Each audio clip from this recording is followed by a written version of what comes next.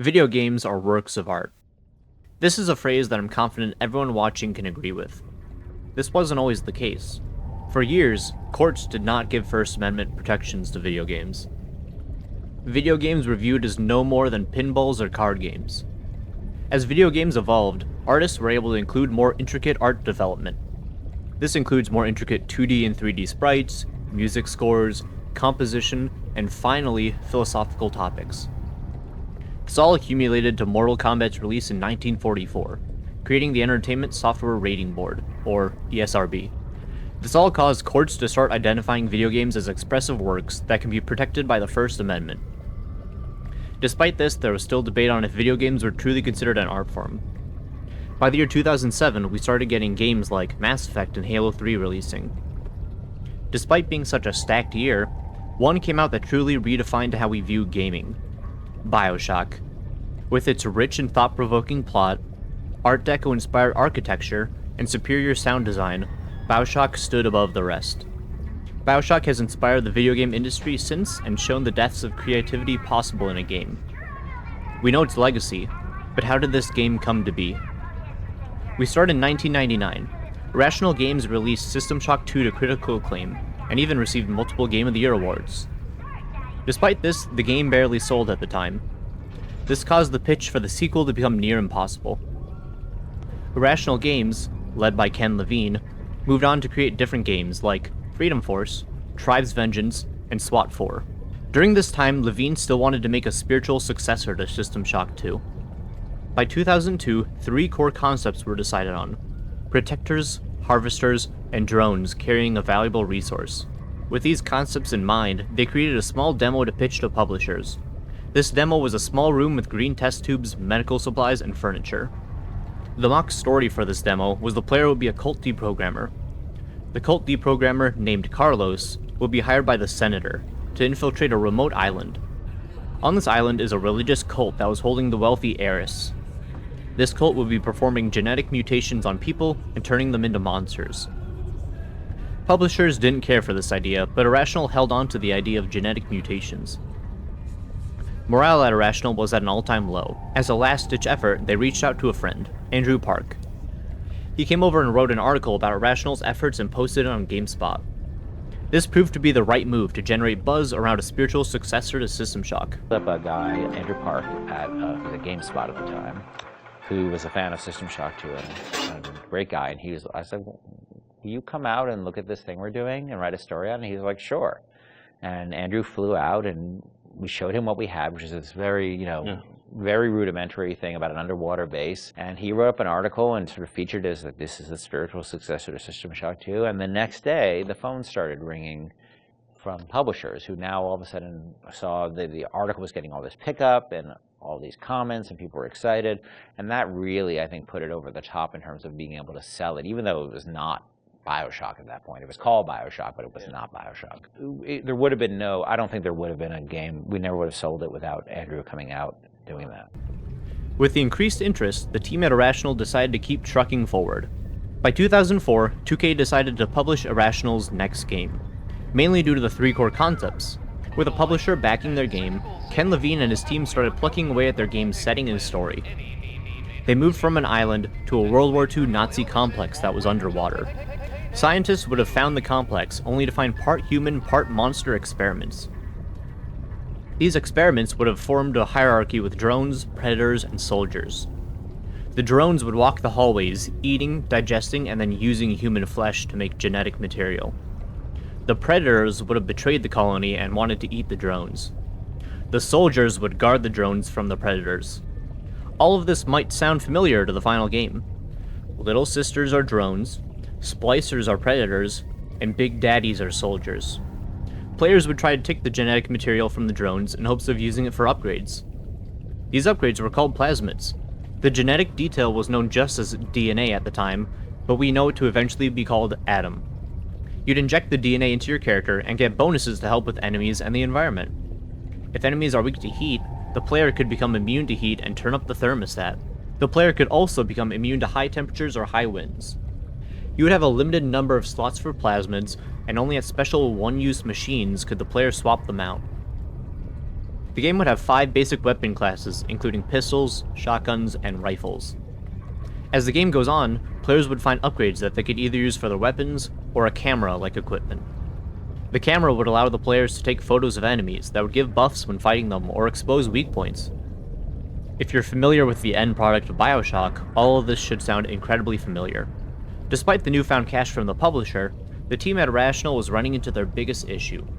The art team couldn't find a style for the game. The game was gray corridors only to fight the same looking monsters over and over.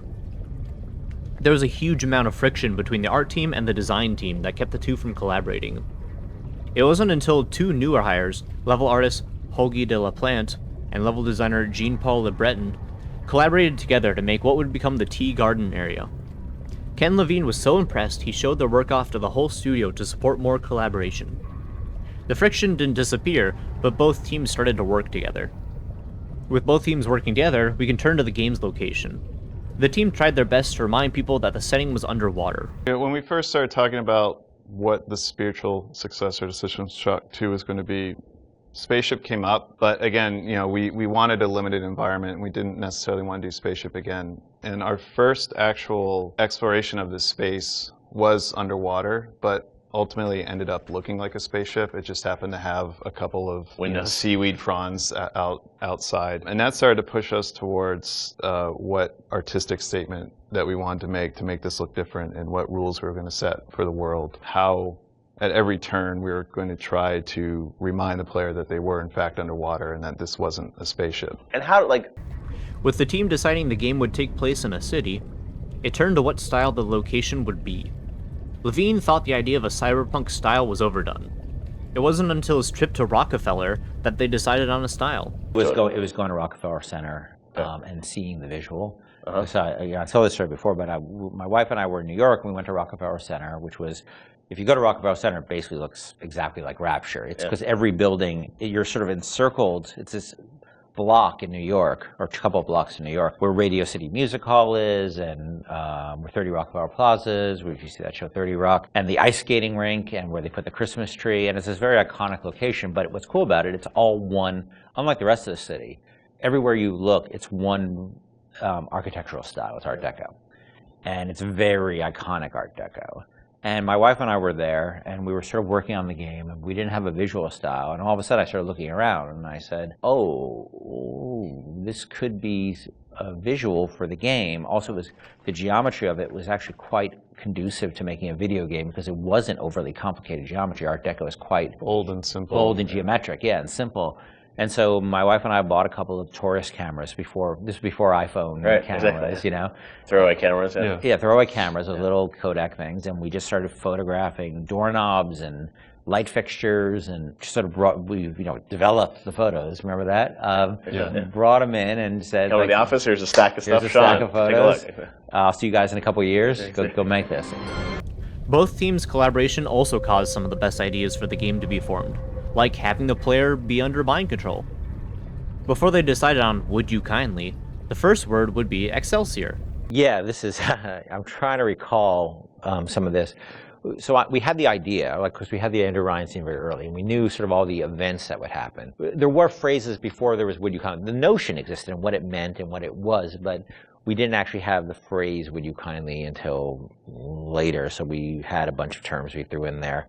And Excelsior was it for one point. That's probably comes from my Stan Lee fanboyism. Was that so throughout the game? It would have been like Excelsior.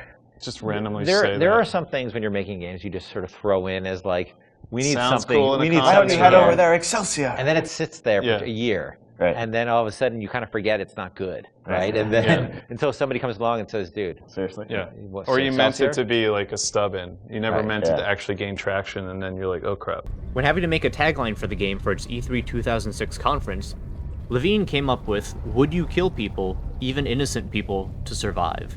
It wasn't until Levine's first draft that this turned into "Would you kindly?" Real quick, if you've watched this far, then would you kindly hit the subscribe button? With us reaching gameplay stages, let's go over ideas that didn't make it to the E3 2006 conference. Let's start with splicers, the basic enemies. The original pitch gives us our first glance. First enemy is a jellied mass, probably what's in the background of this photo. They mention a hard-shelled lobster mutant along with just water mutants. To go with this pitch is this artwork of a mutated human. There's also a sculpture. They floated around some other ideas you can see in the art book. It's a real hit list of grotesque designs. A flayed rat thing, people with messed up proportions, a person in a hazmat suit with tentacles coming out. If I sat here describing all of them, it would take forever, so here's a fast showing of more.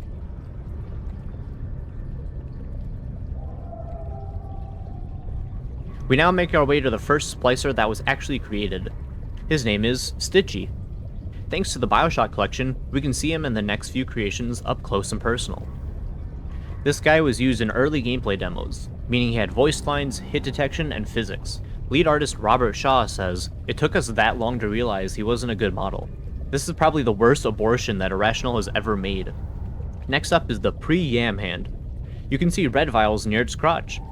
At the time, the development team was playing around with Adam being mechanically injected. While this model was made, it never made its way into any version of the game. Now we have the Hooker. The name is due to the weapons she carries, and not anything else, smile. She was made around the same time as Stitchy, and the next splicer we'll talk about. She didn't make it into the game, but this model did turn into the Spider Splicers. More specifically, the Baby Jane Splicer. We turn our attention to the big boy, the Grenadier Splicer. The only information we know is that he was spliced to carry big grenades and throw them at you. While built and textured, the Grenadier was never animated. Our second to last early splicer is the Yam Hand Splicer. He was the poster child of the conceptual phase.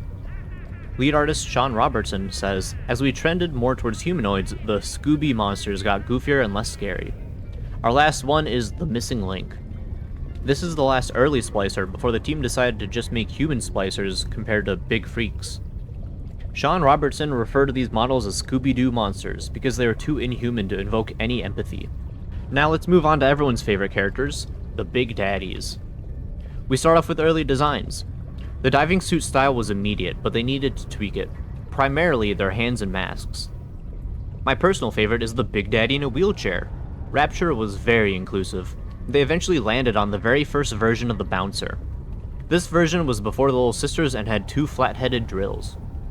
When the Gatherers became Little Sisters, they swapped out one drill for a hand that let the Big Daddies interact more with the Little Sisters. The final game only had 2 models finished for Big Daddies, but almost had a third. The Slow Pro was the name of the third Big Daddy. He would either use his hook to melee the player, or shoot out projectiles. While getting far enough to be a fully functioning AI, they dropped him to fully polish the other 2 Big Daddies. The Slow Pro did end up getting used in Bioshock 2 as the Rumbler Big Daddy. At the beginning of development, they actually had 4 different designs they wanted. The fourth is this Big Daddy that was taken over or at least carrying a slug. A model got started but was dropped as the team wanted to focus on only 3 variants. Of the characters in the game, the Protector is probably the one that has changed the least. That concept of guys in diving suits being these big, tough Protector type guys has pretty much stayed with us the whole time. He was the one thing that stayed, that was persistent through the whole development process. Once we really started and sat down and started doing concepts, he was what he would look like entirely changed over a period of a few months. The very first drawing I did was a guy in a dive suit, and we knew we wanted those guys in. But the actual details of what that would be for the Big Daddies did change, but we always knew we wanted a guy in a dive suit. We originally had 4 Protectors, and we had to, we made one cut, and then we made another cut, and we're down to 2. And we had put in a lot of work to one of the Protectors that, in the end, we realized that if we wanted to have the polish time for the 2 main Protectors, that we would have to cut this one that we called the Slow Pro. The Slow Pro, It's the heavy artillery. yeah, he's basically the tank. The Slow Pro was his full name. Again, we have the dumbest names, I apologize, but Slow Pro is Slow Protector effed up melee. Nice. Yeah, it's for the kids, If Nate was in here right now, he'd be crying. It's his favorite concept. One of them got cut, which I'm not happy about. Yeah, he was cool. That was maybe my favorite one. Yeah. It's still not clear to me why I got cut. Probably just to hurt me. Last but not least is the Little Sisters. At first, Little Sisters weren't even in the game. The role of the Gatherer was reserved for little slugs. They would be crawling around on the floor with Big Daddies caring for them. This creature gathered no sympathy from players, and the team just felt it sucked too much. You can actually sort of see the slug when you harvest the Little Sisters. It's the slug you pull out of her belly. The model is a little different, but its function would be the same. You don't care about slugs, Right. and they're also on the ground, so you don't see Yes, them. yeah. They're not like at eye level, and they're dark. So But it you still have yeah. some. We still the trailer had like the same, or not the trailer, the demo, or prototype we did. So had the Big Daddy sort of like interacting with the little Yeah. slug. Ah, And- well, slugs crawl around the Big Daddy? Or no, No, it's this awful That's a little level of mesh. sophistication. They explored some pretty fun other options before landing on the Little Sister.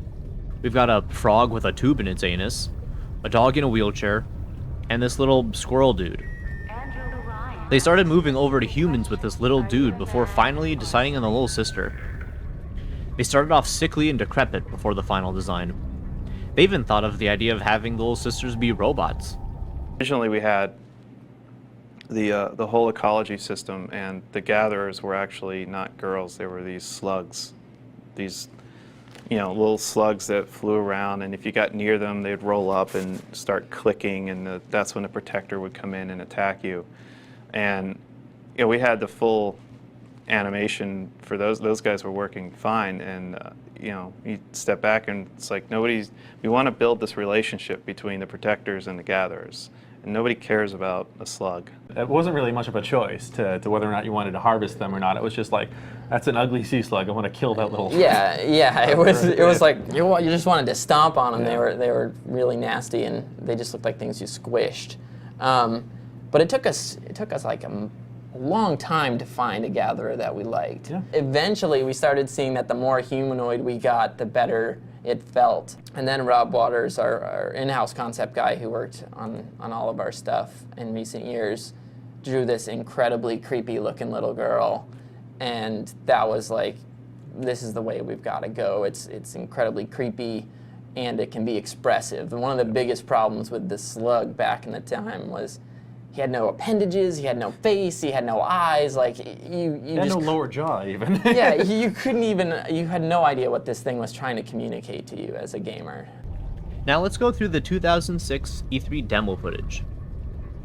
I'm gonna end up skimming through the video and stop at moments where something is cut or different than in the final product. Starting off, let's look at the current UI. There's tiny bars in the top left for health and Eve. Underneath is vigor and guns. The bumper buttons are likely to bring up the wheels for weapons and plasmids. And finally, in the bottom left are the medkits, Eve hypos, current ammo type, along with how much is left. The icons for Eve and health are kinda weird, and they end up changing to just show a number in the final game. The pistol looks similar to the final fully upgraded pistol.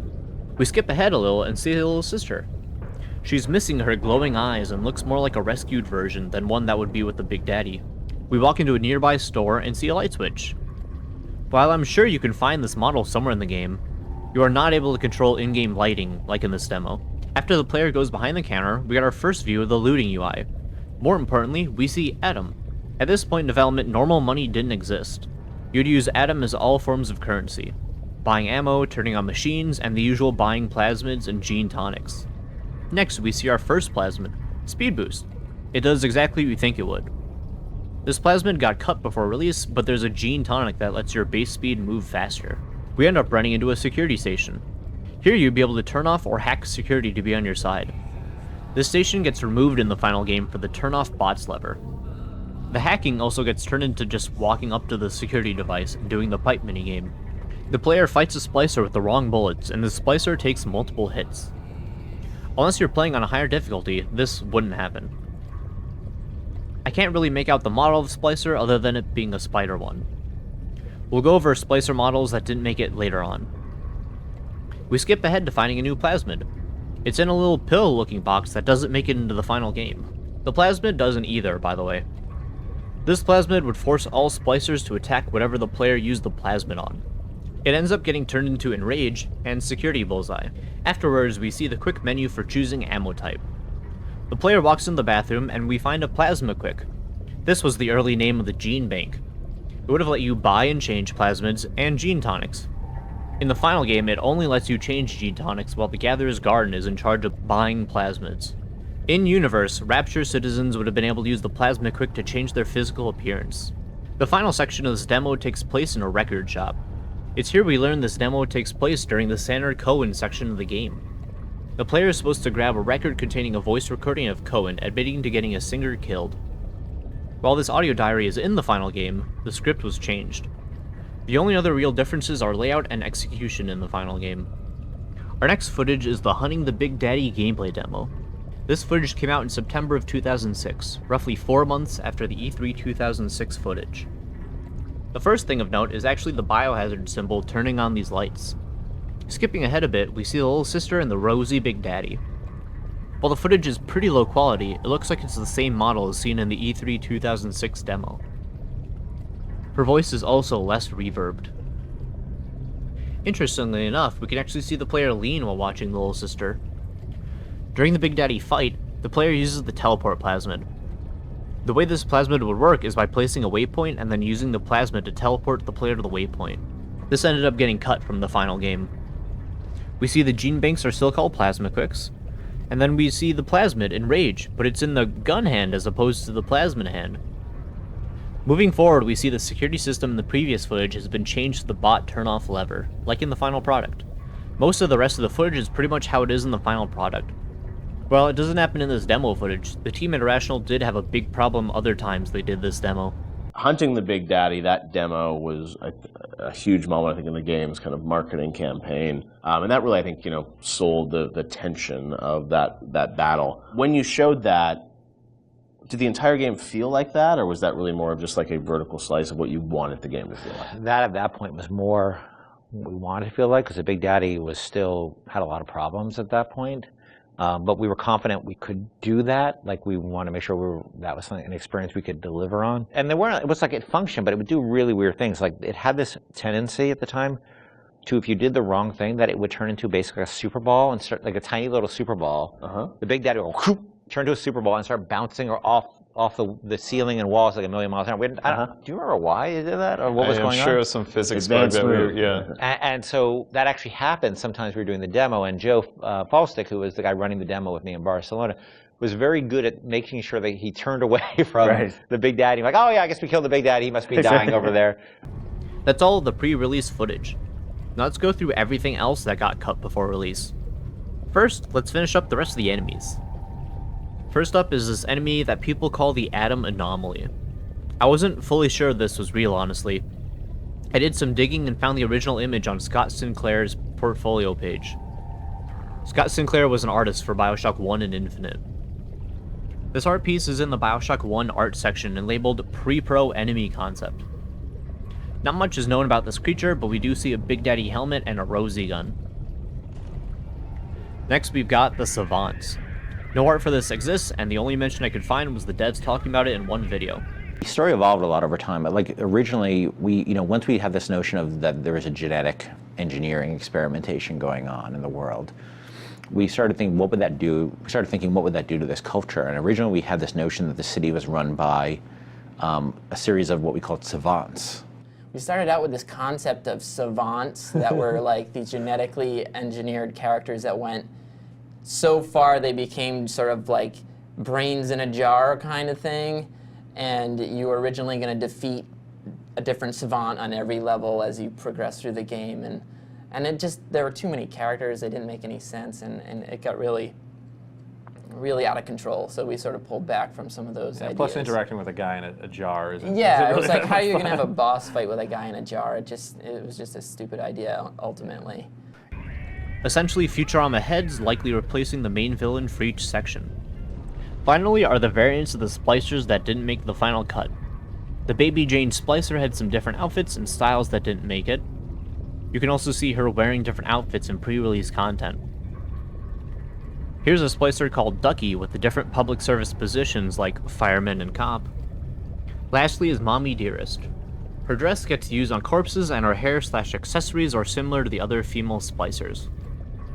Now let's go through the rest of the cut plasmids. One that got cut late in development is Parasitic Healing. The user would shoot out an energy bolt that damages a target while healing the user. We found this one in the game files. Another plasmid was called Sanctuary. It would cause a bubble to form around the player to protect them while hacking. At the time, hacking didn't pause the game like it does in the final product. Lastly, they thought telekinesis was so good they planned on making Telekinesis 2. This would have been an upgrade that adds more damage. It got cut for unknown reasons. While there are no more cut plasmids, there are 2 different training videos for plasmids that made it in. The first is Winter Blast. Freeze your enemies. Shatter them into 1,000 pieces. And the second is Hypnotize Big Daddy. Cry out for Big Daddy's help. Make him think you're a little sister. Watch as he fights to protect you. On a similar vein to cut plasmids, we have 2 cut gene tonics. The first is Organic Pockets. This would allow the player to hold double the amount of medkits and EVE hypos. The second is Shutdown Expert. This tonic would have increased the amount of time that machines stayed hacked. In the final game, machines stay hacked, so this tonic would have been useless. Now we've got some early versions of some of the areas in the game. First is the Lighthouse. According to Ken Levine, there was going to be a gunfight at one point. Next is the Welcome Center. The Atlas statue and restaurant interior was changed. In Medical Pavilion, we have this early promotional image that shows the place was more barricaded. There's also this cut plaque showing Tenenbaum has an office. We've got some early in development screenshots of Arcadia's Tea Garden and Waterfall Grotto. Fort Frolic was initially a mall according to early art and screenshots. It then got changed into the entertainment district we know. There was a Rapture zoo at one point that got cut, probably because creating animals would have been a nightmare for the budget and development. In one of the maps, there was supposed to be a Ferris wheel. We don't know specifically where. They did bring the Ferris wheel back for the Challenge Room DLC. While we're looking at old screenshots, let's also look at old UIs. I'm just gonna list them off, since there's a lot. There's this title screen, a loading screen, 3 different pop-up screens,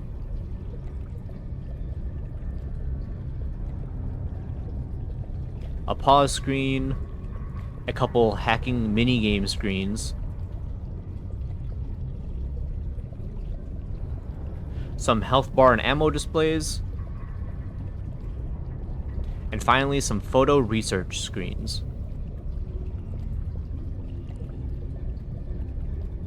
Let's go over some of the weapons and machines that got left out. First is the bioweapon. It's a pump-action bug sprayer. You'll be able to spray 4 different gases: Berserk, Disease Cloud, Insect Swarm, and Repellent. Insect Swarm likely got turned into the plasmid itself, while the weapon turned into the chemical thrower. You can actually find a version of this weapon and its ammo in the Silverwing apiary. Next, we have an early version of the Gatherer's Garden. There's also another version closer to the final product. Here you can see 2 EVE hypos above the plasmids. There was a healing item called the Med Hypo that would only heal some of your health. It's meant to be this game's version of System Shock 2's Medical Hypo. It would also use the same sounds. We have the original Power to the People machine. It was called Fire for Effect and had a red cross on it. There were other red crosses in various places around the game until they changed it for copyright reasons. The last is the Research machine. The player would develop pictures they took to get research points. The player would also need to use money and could hack this machine to make it cheaper. Now let's talk about the characters. First is an early look at Jack's arms. It's missing the iconic chains. Tannenbaum originally had her own model named Emily. This model was cut and they used the Ladysmith Splicer model in the final product. The character Julie Langford was supposed to be a male, but Ken Levine changed it since they mostly had male characters.